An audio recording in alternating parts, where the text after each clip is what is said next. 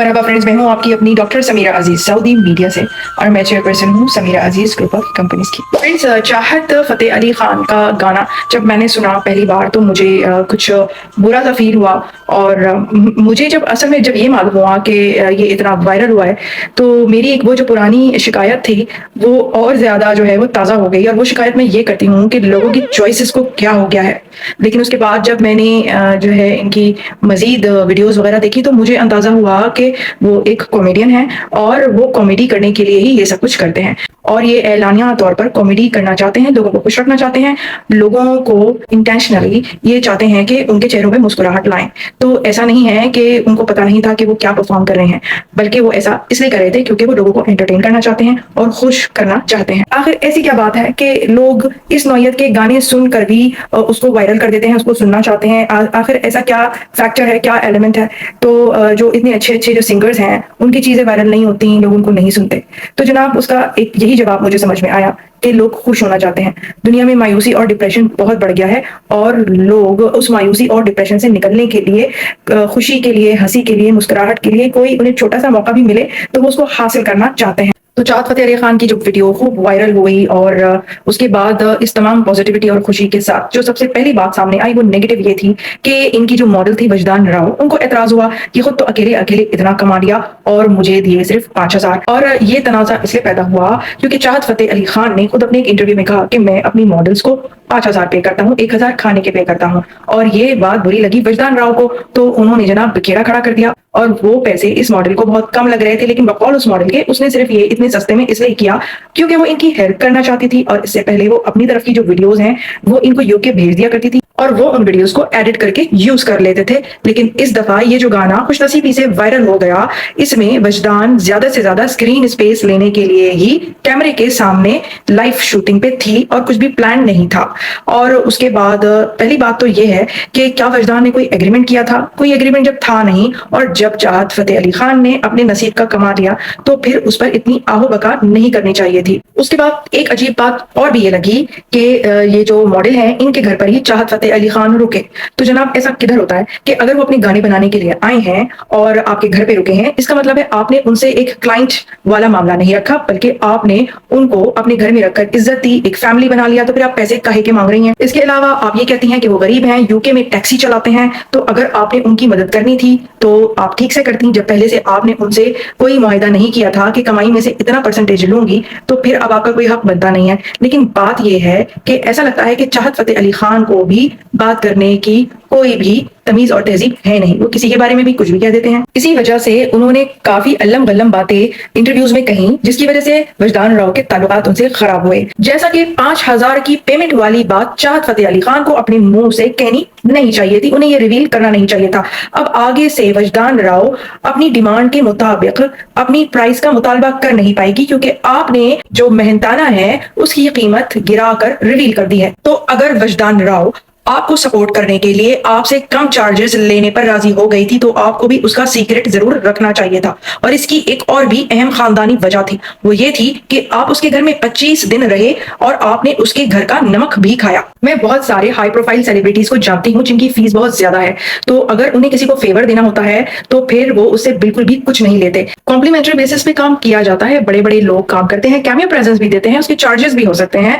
लेकिन कभी भी कम पैसों में अगर डील हो रही हो तो कभी भी किसी आर्टिस्ट की वो जो कम प्राइस है उसको डिक्लेयर नहीं किया जाता। इससे उसका बिजनेस लॉस हो सकता है क्योंकि इस तरह उसकी मार्केट वैल्यू गिर जाती है। तो जनाब ये तमाम प्रोफेशनलिज्म के तकाजे होते हैं जिसको चाहत फ़तेह अली खान साहब ने मद्देनजर रखना चाहिए था। तो उन्होंने इस तरह डेफिनेटली वजदान राव की बेइज्जती की थी और उसके प्रोफेशन को नुकसान पहुंचाया था। एंड आई एम श्योर कि चाहत फ़तेह अली खान को इसका कुछ पता नहीं था क्योंकि जैसा कि मैंने कहा कि उनको इस चीज का अंदाजा नहीं है कि वो क्या कह रहे हैं। वो जो भी मुंह में आता है वो बोल देते हैं और शायद इसी वजह से लोग उनको बड़ा इजी लेकर उनका मजाक उड़ाते हैं। उनके कई इंटरव्यूज में लोगों ने उनके साथ बहुत मस्खरापन किया, लेकिन उन्होंने माथे पे बल डाले बगैर अपनी कॉमेडी जारी रखी। तो ये उनका बड़ापन है, उनका बड़ा दिल है, उनकी खुश अखलाकी को जरूर मैं सपोर्ट करूंगी। तो अगर उन्होंने इस प्रोफेशन में आना ही है तो उन्हें बहुत सारी चीजें सीखने और समझने की जरूरत है।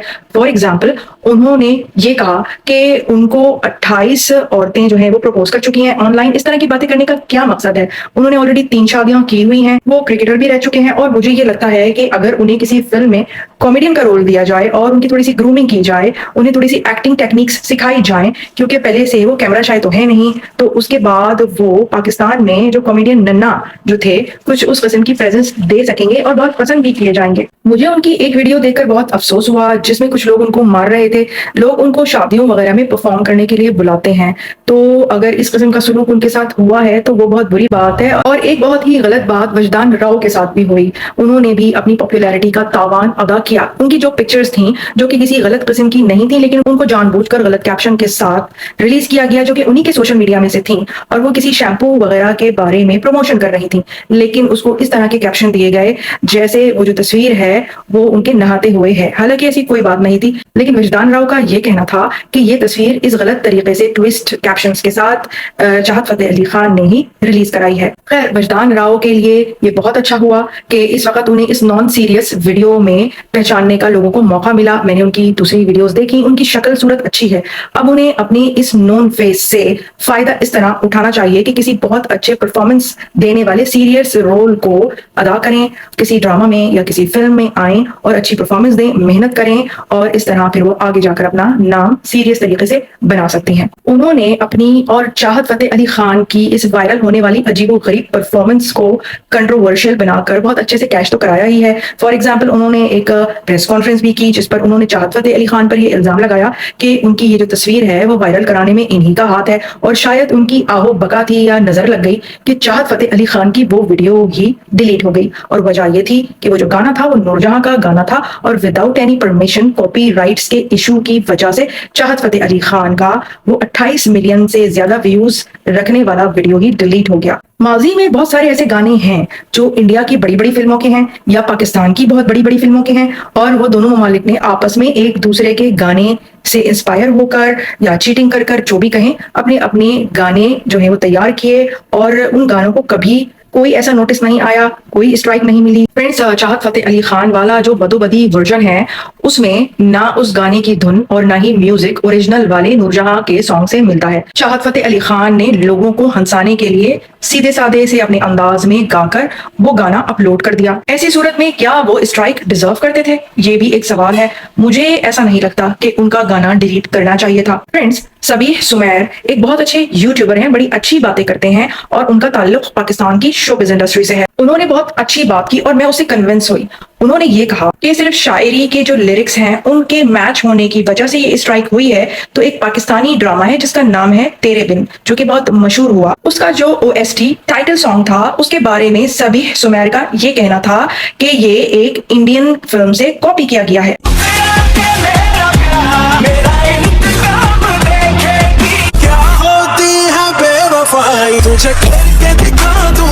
तो जब पाकिस्तान के OST पर इंडिया वालों की तरफ से स्ट्राइक आई तो खुद इंडिया वालों ने ही उस म्यूजिक कंपनी के YouTube चैनल पर जाकर इस कदर हेट कमेंट्स दिए और उनके चैनल को अनसब्सक्राइब किया, इतना बुरा भला कहा कि उस म्यूजिक कंपनी ने खुद ही अपनी स्ट्राइक वापस ले ली। तो जनाब, ये इंडियन पब्लिक की मोहब्बत थी उस पाकिस्तानी ड्रामे से कि हूबहू वो जो लिरिक्स थे जो कॉपी किए गए थे उन तक पर स्ट्राइक देना गवारा नहीं किया फैंस ने। बाय द वे, मैं आपको बताऊं कि वजदान राव और चाहत फतेह अली खान को जो भी फीडबैक मिला है उसमें सबसे ज्यादा उनके चाहने वाले इंडिया से ही हैं। तो ये जो इंडिया और पाकिस्तान के फैंस हैं ये लोग हो जाते हैं ऐसे मौकों पर एक, और जो चीज उन्हें पसंद आ जाती है तो वो यूनाइटेड होकर इस कदर दबाव डालते हैं कि जिसकी वजह से ड्रामा सीरियल तेरे बिन का भी जो OST था वो वापस आ गया। तो सबीह सुमैर ने भी ये अपील की है कि तमाम फैंस चाहे वो इंडिया के हों या पाकिस्तान के हों वो मिलजुल कर दबाव डालें ताकि चाहत फतेह अली खान का जो ये सॉन्ग है वो उनको वापस मिल जाए। और मैं सबीह सुमैर की इस अपील और रिक्वेस्ट की तायद करती हूँ। फ्रेंड्स, बदोबदी सॉन्ग 1973 में बनारसी ठग नामी पाकिस्तानी फिल्म का है, जिसके राइट्स मलका तरन्नुम नूरजहां की टीम के पास हैं और उन्होंने ही चाहत फतेह अली खान के चैनल पे ये स्ट्राइक भेजी है, जिसके बाद सोशल मीडिया के हर प्लेटफॉर्म से ये गाना रिमूव कर दिया गया है और इससे जितने भी व्यूज चाहत फतेह अली खान को मिले थे वो सब भी खत्म हो गए हैं। यानी जो उनका रेवेन्यू इससे आया था तो वो भी खत्म हो चुका है, यानी कि बहुत बड़ा नुकसान हो गया है चाहत फतेह अली खान का। तो उनकी रोती हुई वीडियोस और पिक्चर्स भी मंजर-ए-आम पर आई, जो कि बिल्कुल अच्छा नहीं लगा कि दुनिया को हंसाने वाला इंसान अब रोता हुआ नजर आ रहा है। तो इसलिए मैडम नूरजहां की जो टीम है उनसे ये रिक्वेस्ट जरूर करनी चाहिए कि वो ये स्ट्राइक वापस ले लें। इसके अलावा मैडम नूरजहां की जो बेटियां हैं उनसे भी ये रिक्वेस्ट जरूर की जानी चाहिए। इसके लिए अगर मैडम नूरजहां की टीम चाहे तो वो चाहत फतेह अली खान से रेवेन्यू का 50% भी ले सकती है, लेकिन कम से कम उनके चैनल पे स्ट्राइक ना मारे। चाहत फतेह अली खान ने लोगों को हंसाने के लिए, उनकी एंटरटेनमेंट के लिए अपने अंदाज में ये गाना पेश किया और सिर्फ लिरिक्स की मुमासलत की वजह से अगर ये सजा उनको दी जा रही है तो ये सजा और बाकी सबके लिए क्यों नहीं। और वैसे चाहत फतेह अली खान को ये सब सीखने की अशद जरूरत है कि थोड़ी सी क्रिएटिविटी लाकर अपने अंदाज में चीजों को पेश करें ताकि नेक्स्ट टाइम उनके साथ ऐसा ना हो। और वजदान राव के लिए मेरा ये मशवरा है कि अगर वो प्रोफेशनल लेवल पे आना चाहती हैं तो छोटी छोटी बातों को नजरअंदाज करें और कभी किसी से भी अपना राब्ता मुनक़ता ना करें, ताल्लुकात खराब ना करें। अगर उनकी जोड़ी एक 65 इयर्स की उम्र के कॉमेडियन सिंगर चाहत फतेह अली खान के साथ बन ही गई है, पसंद की गई है, जो भी वजह है, पब्लिक को मजा आया है, तो वो उनके साथ आगे भी जरूर काम करें। और चाहत फतेह अली खान बतौर कॉमेडियन बहुत अच्छे साबित हो सकते हैं और वजदान राव खुद इतनी खूबसूरत हैं कि वो किसी भी फिल्म या ड्रामा सीरियल में हीरोइन आ सकती हैं। लेकिन अगर उनकी ये आदत है या वो अपने आप को इस तरह पेश करेंगी कि वो बात बात पर वावेला मचाती हैं और बच्चों की तरह नाराज हो जाती हैं, तो कोई भी उनको एक मैच्योर प्रोफेशनल नहीं समझेगा। चाहत फतेह अली खान ने अगर अपने किसी इंटरव्यू में वजदान राव को 37 इयर्स ओल्ड वुमेन कहा है तो वो भी उन्होंने गलत किया। उन दोनों को एक दूसरे से एक्चुअली में माफी मांगनी चाहिए। और हाँ, ऑडियंस से मैं ये कहूंगी, वो लोग जो चाहत फतेह अली खान से नफरत का इजहार कर रहे हैं तो वो उनको ट्रोल ना करें, क्योंकि अब तो ये बात पता सबको लग ही गई है कि वो एक कॉमेडियन है, तो वो ऐसा ही करेंगे। वो तो खुद को एक प्रॉपर सिंगर नहीं कह रहे हैं। लेकिन हाँ ऑडियंस जी, आपकी अपनी चॉइसेस भी इंप्रूव होनी चाहिए हैं किसी को भी लाइक या ना लाइक साबित करने के लिए। मैंने देखा है कि ऑडियंस में से भी जो ज्यादातर मेजॉरिटी है उनकी अपनी चॉइसेस में भी, उनके अपने टेस्ट में भी बहुत गड़बड़ है। आप लोग भी डिजर्विंग लोगों को व्यू कीजिए, रिस्पेक्ट दें और कबूल कीजिए। इसलिए नहीं कि वो डिजर्विंग है, बल्कि इसलिए कि इससे आपकी पर्सनालिटी की अक्कासी होती है। जो जैसा होता है वो वैसे ही लोगों को पसंद करता है, उसकी वैसी ही चॉइस होती है ना। So let's grow up. हम फिर मिलेंगे किसी नई अच्छी सी इंफॉर्मेटिव से वीडियो के साथ। सो चलता है, माअस्सलामा, बाय बाय।